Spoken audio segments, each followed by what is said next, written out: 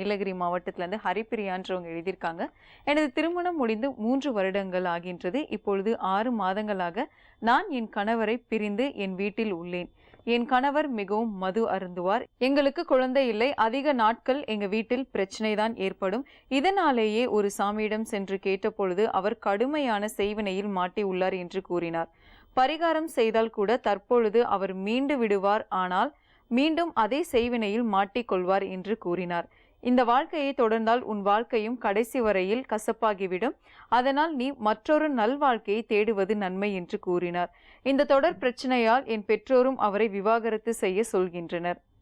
நான் என்ன செய்ய வேண்டும்? விவாகரத்து செய்து கொள்வதா, இல்லை அவரிடம் சென்று வாழ்ந்தால் என் வாழ்க்கை கடைசி வரை நலமாக அமையுமா என்று நீங்கள் தான் சப்தரிஷி வாக்கியப்படி கூற வேண்டும் சுவாமிஜி. சப்தரிஷி வாக்கியப்படி உங்கள் கணவர் இந்த மயக்கத்திலேருந்து விடுபடுவாரா, நீங்கள் சேர்ந்து வாழ முடியுமா, இல்லை இன்னொரு வாழ்க்கை தான் உங்களுக்கு அமையுமா, இல்லை செய்வினையில் எந்த அளவு பிரச்சனை இருக்குது, இதெல்லாம் சப்தரிஷி வாக்கியப்படி பார்த்து இதுக்கு என்ன பரிகாரன்றதையும் பார்க்கலாம்.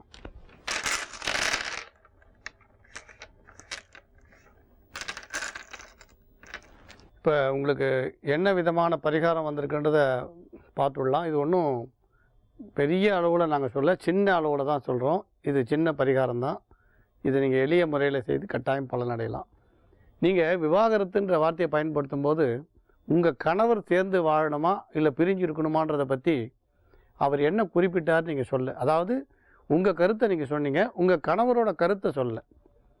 இந்த இடத்துல ஏன் இதை சொல்கிறேன்னா, ஒருவேளை உங்கள் கணவர் பிரியக்கூடாதுன்னு சொன்னால் நீங்கள் இதை கண்டிஷனாக வைக்கலாம். நீங்கள் மது அருந்தக்கூடாதுன்றதை நீங்கள் கண்டிஷனாக கொண்டு போகலாம்.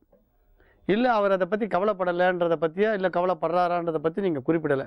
அவருக்கு மது முக்கியமா மனைவி முக்கியமா அப்படின்னு அவர் என்ன நினைக்கிறான்றதை பற்றி நீங்கள் குறிப்பிடலை.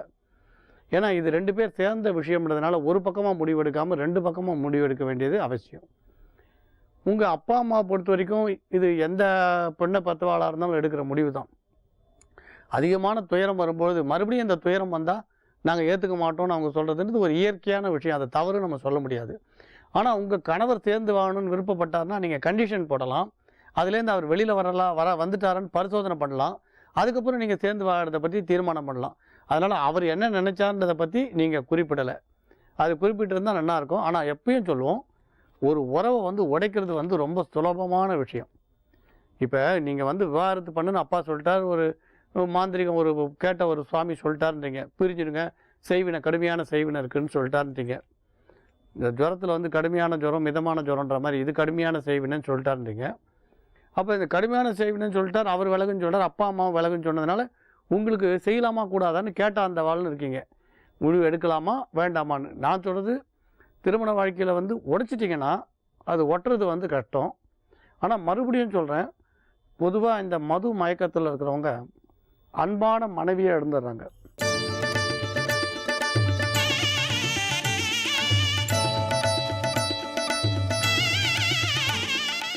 மேஷராசிக்கு இன்று மதியம் 3:39 வரையிலே மிகச்சிறப்பான நல்ல நேரம். அதற்கு முன்பாக முக்கிய பணிகளை எல்லாம் முடித்து கொள்ள வேண்டும். அதன் பிறகு சந்திராஷ்டமம் ஆரம்பம். 3:40 சந்திராஷ்டமம். 3:39 கரெக்டாக சந்திரன் துலாமிலிருந்து விருச்சிகத்திற்கு மாறுகிறது. ஆகவே முக்கியமான வேலைகள் ஏதேனும் இருந்தால் அதையெல்லாம் 3:30 மணிக்கு முன்னாலே முடிச்சிருங்க. முக்கியமான சந்திப்பு, பேச்சுவார்த்தை, டிஸ்கஷன், பணம் எடுக்கிறது, பணம் கொடுக்கறது, ஏடிஎம்மில் போய் பணம் எடுக்கிறது, பேங்க்கில் போய் பணம் ட்ரா பண்ணுறது அல்லது பணம் டெபாசிட் பண்ணுறது, இந்த மாதிரியான விஷயங்களை எல்லாம் இன்றைய தினம் காலை நேரத்திலே செய்யலாம். மதியம் வரையிலே உங்களுக்கு நன்றாக இருக்கிறது கிரக நிலவரம். 7ஆம் இடத்து சந்திரன் 3:39 வரையிலே இருக்கிறது. ஆகவே நன்மைகள் அதிக அளவிலே நடைபெறக்கூடிய ஒரு நல்ல நாளாக இந்த நாள் விளங்கும். மதிய நேரத்திற்கு பிறகு சந்திராஷ்டமம் வந்து விடுகிறது. ஆகவே அமைதியாக இருந்து விடுங்கள். 3:39 முக்கியமான வேலையெல்லாம் முடிச்சுட்டு அதுக்கப்புறமா ஓய்வு எடுத்துக்கொள்ளலாம். உங்களுடைய கடமைகளை செய்யலாம். மதிய நேரத்திற்கு பிறகும் இறை வழிபாட்டிலே கவனம் செலுத்துங்கள். இன்று மாலை கார்த்திகை சோமவார விசேஷ பூஜை அனைத்து சிவன் கோயில்களிலும் நடைபெறும். நீங்கள் அதில் கலந்து கொண்டு சிவ தரிசனம் செய்துவிட்டு வரவும். ரிஷப ராசிக்கு இது ஒரு மிகச்சிறப்பான நன்மைகள் நடைபெறுகின்ற நல்ல நாளாக விளங்குகிறது. ராசிக்கு 6ஆம் இடத்திலும் 7ஆம் இடத்திலும் சந்திரன் இருக்கக்கூடிய ஒரு அற்புதமான ஒரு நல்ல நாள். திருமண வயதிலே இருக்கும் ரிஷபராசிக்காரர்களுக்கு திருமணம் நிச்சயிக்கப்படும். உத்தியோகத்திலே ஏதேனும் இடையூறுகள் ஏற்பட்டிருந்தால் இப்பொழுது சரியாகிவிடும்.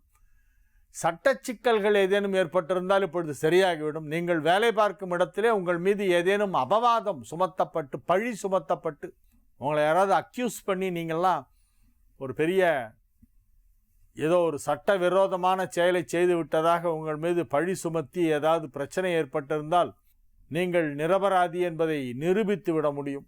You will prove yourself innocent and you will be acquitted. அற்புதமான நன்மைகள் நடைபெறக்கூடிய ஒரு நல்ல நாளாக இந்த நாள் விளங்குகிறது. சட்ட சிக்கல்களிலிருந்து உங்களுக்கு முழுமையான விடுதலை கிடைக்கும். 100% ரிலீஃப் உங்களுக்கு லீகலாகவே கிடைக்கும்.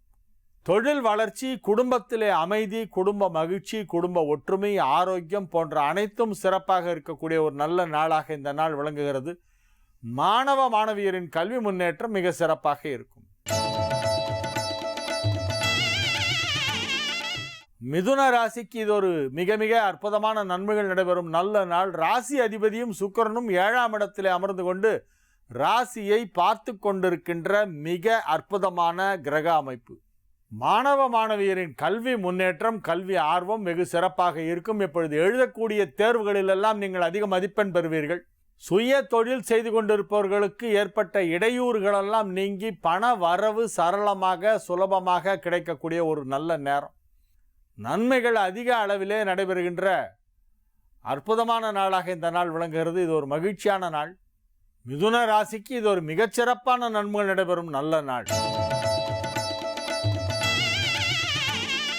கடக ராசிக்கு இது ஒரு மகிழ்ச்சியான நாள். நன்மைகள் நடைபெறுகின்ற நல்ல நாளாக விளங்குகிறது. ராசி அதிபதி சந்திரன் ராசிக்கு 4ஆம் இடமான துலாமிலே பிற்பகல் 3:39 வரையிலே இருக்கிறது. அதன் பிறகு 5ஆம் இடமான விருச்சிகத்திற்கு செல்கிறது. 4, 5 ஆகிய வீடுகளிலே ராசி அதிபதி சந்திரன் உலவுகின்ற ஒரு நல்ல நாள் என்பதால் நன்மைகள் சற்று அதிக அளவிலே நடைபெறும் என்று உறுதியாக சொல்லலாம். மகிழ்ச்சியான நிகழ்ச்சிகளிலெல்லாம் நீங்கள் கலந்து கொள்ளக்கூடிய ஒரு அற்புதமான வாய்ப்பு இப்பொழுது உங்களுக்கு கிடைக்கும். குடும்பத்தில் சுப நிகழ்ச்சிகள் நடைபெறும். திருமண வயதிலே இருப்பவர்களுக்கு திருமணம் நிச்சயிக்கப்படும். இறை வழிபாட்டிலே ஆர்வம் அதிகரிக்கும். ஆலய தரிசனம் இன்றைய தினம் கிடைக்கும். உங்களுக்கு ரொம்ப நாளாக நீங்கள் போகணும்னு நினச்சிட்டு இருந்த கோயிலுக்கு எதுக்காவது இன்றைய தினம் சென்று விட்டு வருவீர்கள். உங்களது குலதெய்வ வழிபாடு, இஷ்ட தெய்வ வழிபாடு செய்யக்கூடிய வாய்ப்பு உருவாகும். மகிழ்ச்சியான நல்ல நிகழ்ச்சிகளிலே, சுப நிகழ்ச்சிகளிலே கலந்து கொள்ளக்கூடிய ஒரு நாளாக இந்த நாள் விளங்கும். வியாபாரத்திலே இருப்பவர்களுக்கு அதிலே உள்ள தடைகளெல்லாம் நீங்கி வியாபாரம் வளர்ச்சி அடைகின்ற ஒரு நல்ல நாள். உத்தியோகத்தில் இருப்பவர்களுக்கு அலுவலகத்தில் மகிழ்ச்சியான சூழ்நிலை உருவாகும். நன்மைகள் அதிக அளவில் நடைபெறுகின்ற நல்ல நாள். சிம்ம ராசிக்கு இது ஒரு மிகச்சிறப்பான நன்மைகள் நடைபெறுகின்ற நல்ல நாள். ராசிக்கு 3ஆம் இடத்திலும் 4ஆம் இடத்திலும் சந்திரன் இருக்கக்கூடிய ஒரு நாள்.